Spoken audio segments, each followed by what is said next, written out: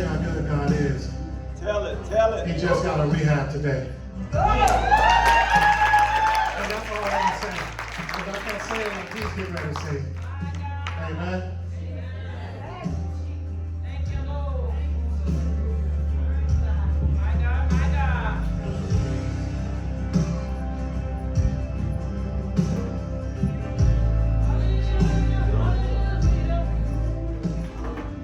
Tell your story, son. Tell it.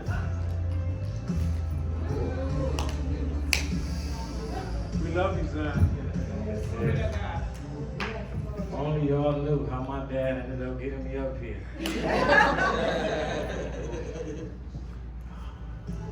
Amazing. I'm gonna start off from the very beginning. Yeah. I'm gonna start off from the very beginning. I want to say the enemy has had it out for me since I was a kid. The very first incident I want to bring up is my mom's car accident. I was not even here yet. She was pregnant with me, I believe around 9 months or 10 months. And my mom, she was turning at this intersection and she was hit. And she was hit so hard that the car flipped 7 to 8 times.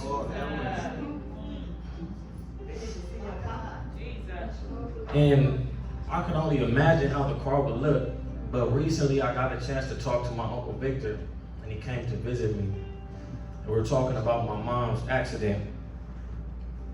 And he told me that the first thing he did was go to the hospital to check on my mom. And when he found out she was okay, he was okay. But after he left my mom, he told me how he went to go see the car. And when he went to go see the car, he said he immediately started crying and tearing up, flooding. Because he said the car was so messed up, the car was so smushed in, that the only part of the car that wasn't touched was my mom's driver's side.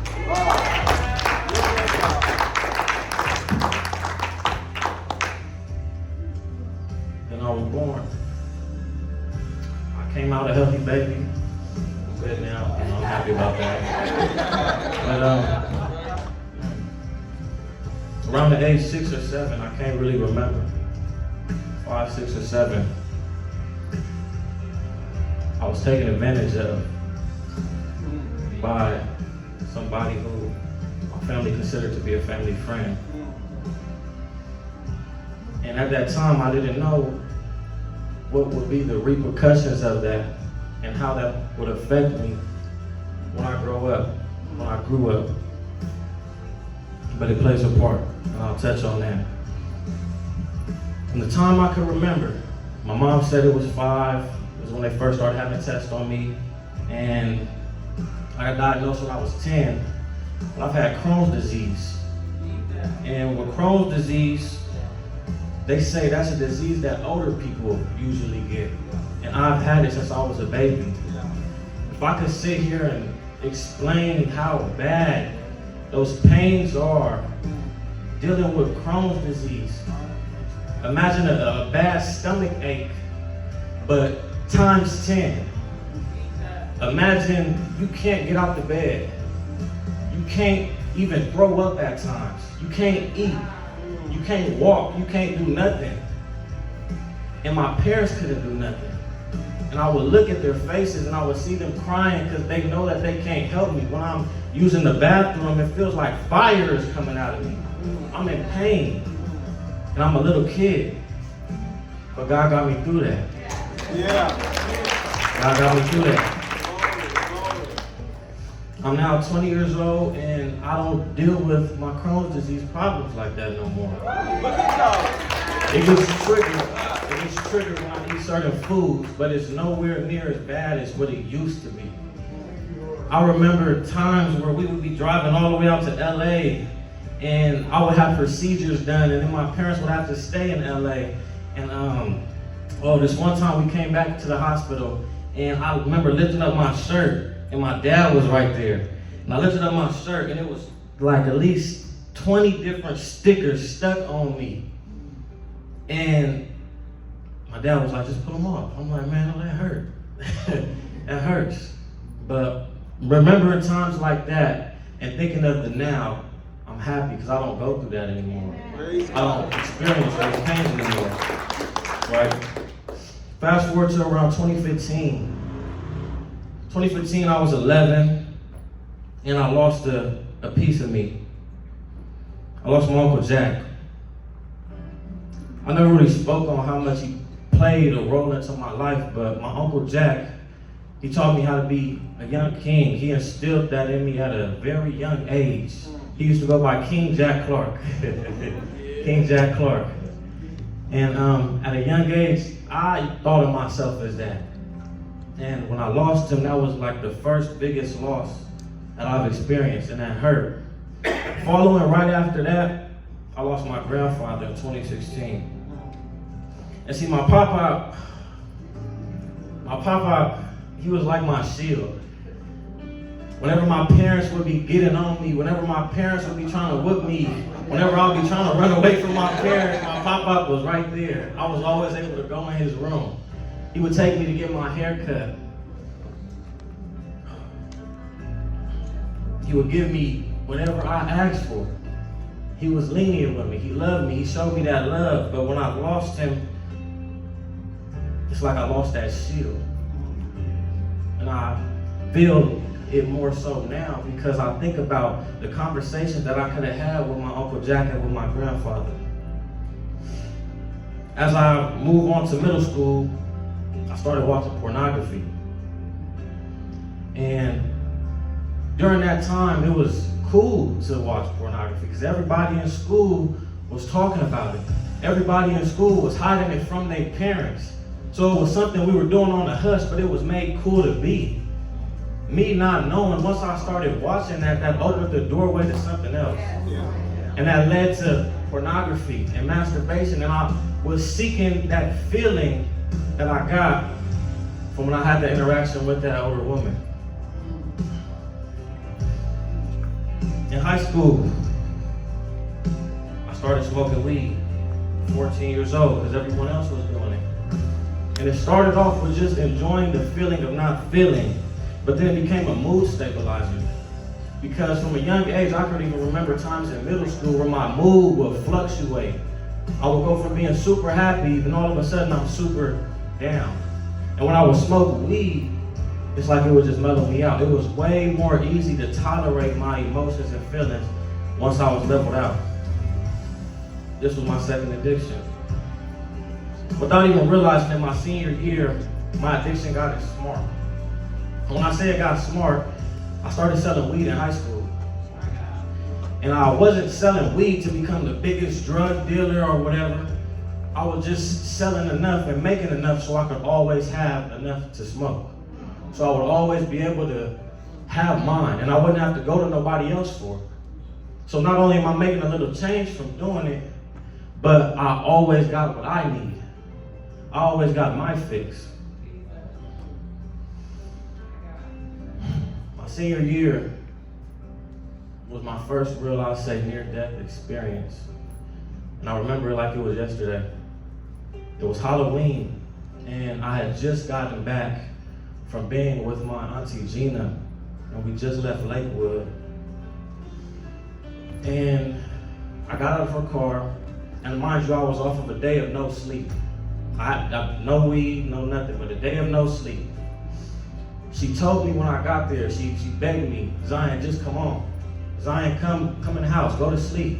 Sleep it off. You're tired, you didn't get no sleep. You just woke up, I just have to shake you and wake you up in my car. Come in the house. But if anybody knows me, I have a tendency to learn the hard way. And that night, I remember vividly leaving her house and getting in my car. And as I was driving down Cajon, it was a very, very dark road. Very dark road. When I drive with my seat back. It's comfortable for me that way. But I drive with my seat back. And I remember hitting a little nicotine pen, a little some type of pen I had, and just dozing back. And once I fell asleep, I was woken up to running through something, which turned out to be a stop sign. Running over a fire hydrant. And then after that fire hydrant, I ran straight through a cement pole. And then after I hit that cement pole, I ran right into the side of this building in these bushes. But the scariest part about that was I heard everything that was going on. The whole time while I'm driving, I'm trying to control my body. I'm trying to open my eyes, but I can't. I can hear myself. I remember every sound. Promise you, I remember every sound of hitting the stop sign, then the car bouncing and running over the fire hydrant, then smacking real hard into the pole, and then the wheel turning, and me still not being able to open my eyes or control what was going on, crashing then into some bushes. I remembered everything, and the whole time I was so scared, thinking that this is my last day. Had I had just listened to my auntie, I wouldn't be in this situation. Warning comes before destruction. Proverbs chapter 4, verse 20. Before I give you this verse, you think after that near-death experience, I would have had some type of realization to go and pray to God or ask God, why did you save me? What happened? Why was I so special? I didn't even question him. I heard my dad telling me you're blessed. You know, you made it through this. Good job. I heard my aunties commending me and letting me know God has got you. God has got a plan for your life. The same thing I heard my whole life, but I still didn't turn to God. Proverbs chapter 4, verse 20. My son, give attention to my words. My attention was on weed. Weed was my everything. Weed brought me up when I was down and I was sad. Weed brought me down when I was up and I was mad and I was furious and I was angry. Weed brought me up, weed brought me down. I smoked weed when I woke up. First thing I did in the morning, every day when I was in high school my senior year. Spark a blunt, start my day. On my way to school, I'm smoking. I'm picking up the homie, we smoking. When I'm in class, my senior year was a breeze. I passed all my classes, by the way. But I'm high all throughout the day. We're leaving school to smoke and then coming back to smoke some more. Going to work, I used to work at McDonald's. At work, I was faded all day. That wasn't even really me then.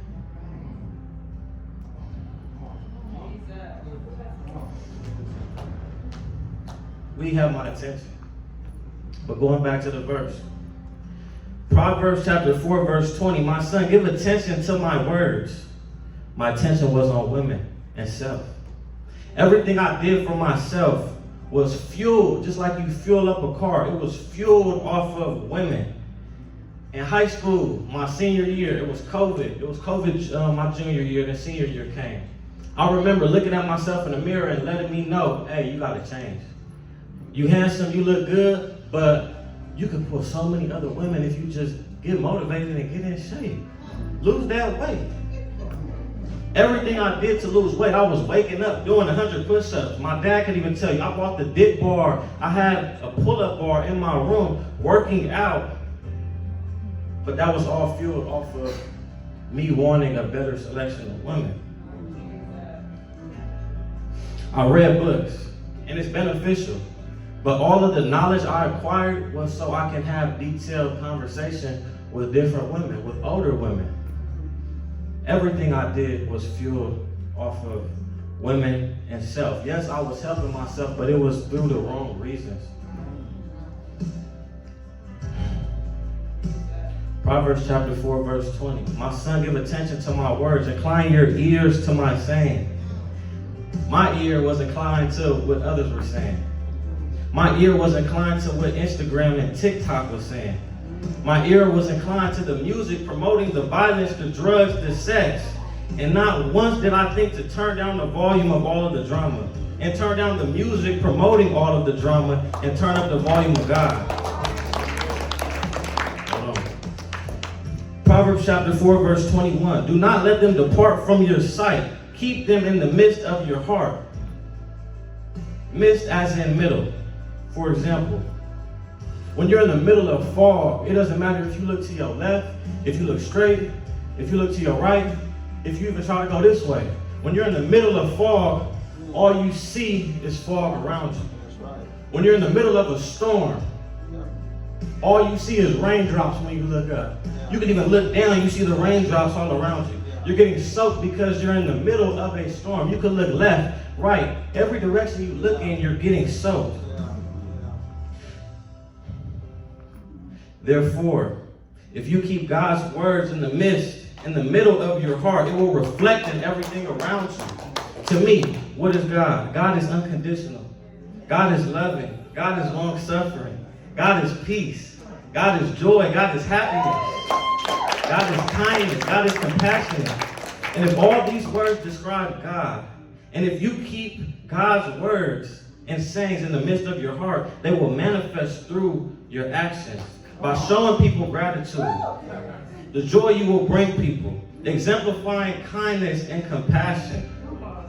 Listen, Galatians chapter 6, verse 7. Do not be deceived. God is not mocked, for whatever one sows, that will he also reap. That's right. Word. Hey. If you put yourself in the middle of negative people, of gossip, of people who hate themselves, so all they do is hate on others, you will naturally pick up those tendencies and traits of those people. Therefore, you will attract negative partners. You will attract a negative environment. Because when you look in the midst of your heart, all there is negativity. Now, if we flip that and we replace that negativity with positivity, if we take the things that aren't of God and replace that with his teachings and his sayings, we naturally create a positive environment for ourselves by attracting these people, by attracting other men and women of God that you can fellowship with. And what God loves about this, and I learned this, and I'll talk about it as I go on, but what God loves about this is you also attract the non-believers. And when they inquire and when they ask you, why are you so joyful? Why are you so humble? The question I got a lot was, how do you have so much peace? Why are you so peaceful? That's when I can sit back and smile and tell them it's because I keep his words and saying in the midst of my heart. In the middle of my heart. I keep God in the middle of my heart. But back to me during this time. Verse 21, do not let them depart from your sight. Keep them in the midst of your heart. At this time, my sight was already set on everything that had my attention. And my heart was filled with pain. My heart was filled with anger. My heart was filled with frustration and disappointment.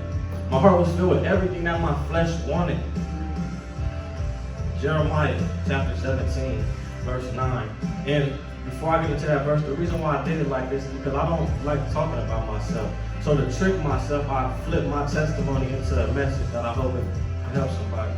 But back to it. Jeremiah chapter 17, verse 9. The heart is deceitful above all things and desperately wicked. Deceitful, the act of deceiving or misleading. My heart fell in love with the wicked. What does wicked mean? What is evil and morally wrong? My heart was in love with what my flesh desired. My heart wanted the sex, the weed, the selection of women, the women that meant me no good and I knew I had no business dealing with, the quick money. My heart could care less if I had to hurt you in the process of doing that. My heart could care less if I took your heart and smashed it, because at this time, different people had taken my heart and smashed it and kicked me to the curb. Without my parents knowing, without much of my family knowing, but at this time, from a child to this point on, I've been hurting and suffering in silence, and I could care less about the agony anybody else may feel due to my actions. Hurt people hurt people. That's right. That's right. And like this, I went off to college. Now in high school, it was just a weed addiction. But in college, I started drinking. And I started drinking. And I started drinking. In college, I joined an organization called KBD. It stood for Kickback Division. I was really tricked into joining this organization. Me and my homie at the time named Mike, we was tricked because we was told, just come and kick back with us. Just come drink, just come have a couple of smokes. Like, just come chill and kick it while we listen to good music. And I looked at the homie, I'm like, you sound like my type of speed, let's do it. Little did I know, that night was my intake process into this organization. And my addiction really got bad because that whole first semester I was in college, where I was supposed to be focusing on my grades and bettering myself and pursuing a degree, I was spending my time drinking and smoking. Because that's what you had to do to be a part of this organization. If you could not keep up with us during your intake process, you didn't get in. If you fell asleep during the intake process, you didn't get in. If you turned down a drink during the intake process, you didn't get in. If you couldn't hang and keep smoking, you didn't get into this organization. And I didn't realize how detrimental that would be to my journey. But I was in college and I was enjoying myself. In college, I also met this girl. You know, we dated. I loved her, she loved me. It was my first love. But looking back, I've had chances to reflect, and I had to apologize to her. You know, I went to a NA meeting the other day, and they were pulling sticks, and the stick that got pulled was accountability. And when accountability got pulled, my boy purposely called on me when I told him, and I was giving him all the looks like, bro, don't call on me. I'm not on that right now. He called on me. And when I thought about accountability, I thought about this girl who I loved to the best of my abilities. And I thought about how much I was drinking and smoking and how she stayed and endured all of that with me. I thought of all the times where I treated her bad, where I called her out of her name, where I hurt her because I was hurting. But she stuck with me. And when it comes to accountability, I had to apologize to this young lady who I still love to this day, because as her man, it was my job to guide her. A relationship is man and woman coming together to be one, and including God in it. But I didn't do none of that. All I did was lead her to the destination of nowhere fast. And I had to be accountable for that. And it hurt, because now that I'm thinking with a sober mind and I don't have any more alcohol or weed in my system, I'm starting to feel these things. And it hurt me just thinking about how she was loyal and stayed with me while I was hurting her. I met my homeboy Reese in college. Reese was my dog, man. Reese was my boy. Met him, he seen me struggling a little bit in college. I wasn't really trying to ask my parents for money too much off the jump. And he introduced me into an old habit I had, and that was selling weed again. Something that I was good at and I know that I could do. Something that was easy for me because I already had the practice when I was in high school. I didn't plan on coming to college to do this, but I did. And we locked in after that.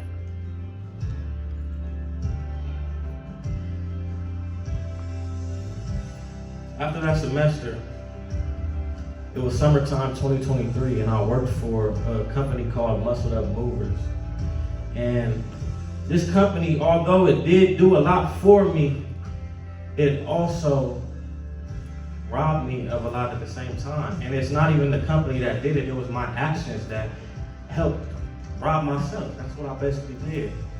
At that company, I was working with all types of people of street backgrounds and lifestyles. They hired anybody and everybody, from addicts to people that just got out the penitentiary, to people that's about to go in the penitentiary, to people that's bouncing in and out of county jail, all grown-ups. I'm what, 19 at the time? 18, 19? And I'm around all these people. I've been around people like that before, so I'm not uncomfortable. But every day, before we went on a move, before we even picked up any type of furniture, anything, before we worked out at all, did anything, we stopped at that liquor store and we got a bottle. And we did that every day for the whole summer. Now, they didn't know that I was having an addiction problem, that I wasn't even aware of. But that's just what they did. That's what got them through their day. So that's what I started doing. And that's what got me through my day. Drinking and smoking on the job, making money. But I'm making money, so I'm thinking I'm good.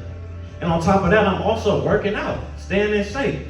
My dad didn't know what was going on at the time, but I was sending pictures of me in the gym and working out and looking good. The whole time, I was killing myself slowly.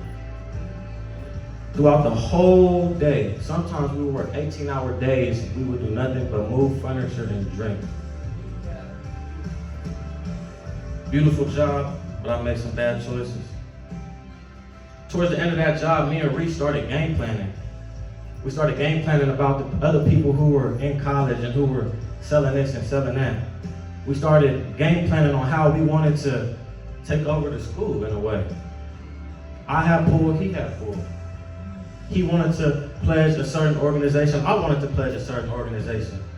So once we get into those organizations and those are our brothers and we bring our brothers together and we're trying to distribute something, that's more notoriety, that's more people that knows what we're doing. And the plan was so dumb now that I think about it now, but it's what we thought was gonna work. So we went back to school with that. Third car accident. Now this night I like to say I was dancing with death because the start of the night I was drinking. I was drinking, and I was drinking. I got in the car, I had my two homegirls with me, and I had my friend with me, my boy MK. Reese was there too, all his boys were there. We were just trying to go out and have a good time. But this night, I got a little too drunk. And when I was driving, I crashed right into the back of his car. Luckily, the car was still movable and nobody took any type of severe damages, but it happened. And we kept going through the night. And even though I got into a car accident, I chose to still sit there and drink. We walked into the club and I was faded. And as we were walking out of that club, I misheard somebody say something to my friend, and it set me off.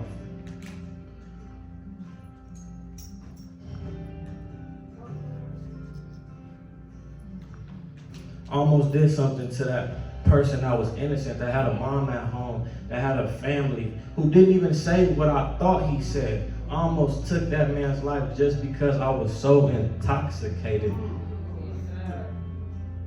And I didn't even realize that after I had calmed down and they pushed me back into the car, that it was a problem yet. We kept going through the night. We bounced to a different party.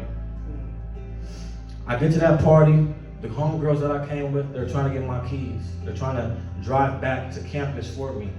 The responsible me would have let them do that. But me intoxicated, me not thinking, even though everything just had happened, and this is all happening in the same night, I chose not to give them my keys. And I chose to drive home.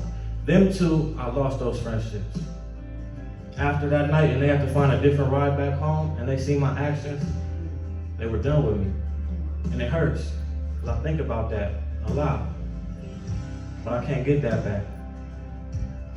On the way driving home from the campus, I remember this like yesterday.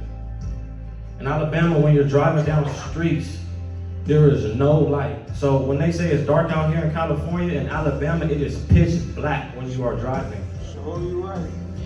Pitch black, and I'm driving, and I'm speeding, and I'm intoxicated. I see headlights coming towards me. I'm driving and I'm speeding, and I'm not even thinking and realizing that this is a whole car about to come and hit me, and I'm about to run into this car because I'm intoxicated and I'm driving on the wrong side of the street. It wasn't until my friend MK grabbed the wheel, turned it, pulled us out of there, and he hollered at me and made me stop the car and was like, bro, no, I gotta drive back home. If he hadn't done that, if he hadn't caught that, if it had been 1 second later, I could have killed my own friend and myself. I could have killed the other person in the car. because I was driving intoxicated and not caring about somebody else's life, not caring about my life. All because I want to get drunk and I want to smoke and I don't want to feel.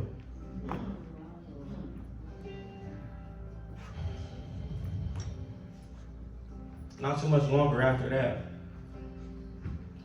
my friend Reese,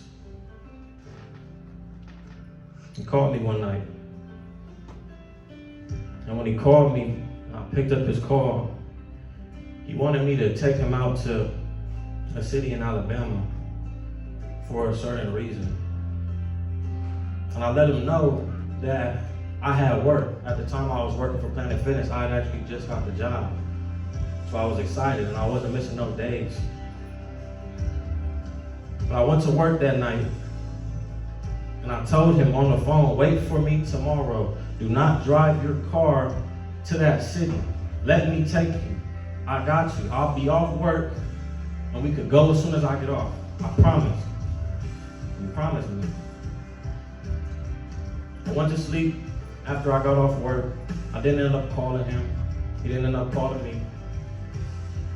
And I wake up the next morning and I have an article on my phone. It's the school. They sent out emails to everybody's phone saying that my brother had passed away. When I look up how he passed away, I looked on the article.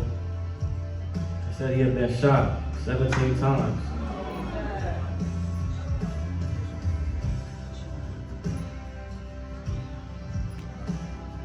God saved me that night. I told him not to drive his car. I told him I would take him, and he didn't listen. He lost his life that night. With all that anger that I had built up, with all the frustration I had because he didn't listen to me,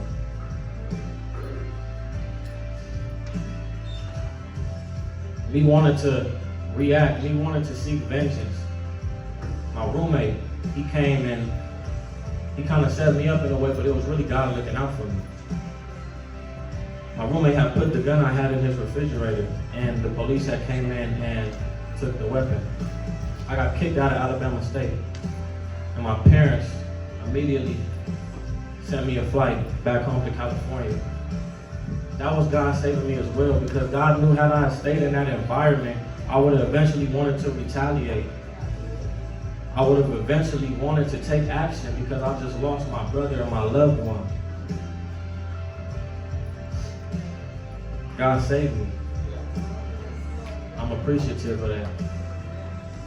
I'm gonna put it right there. Thank you.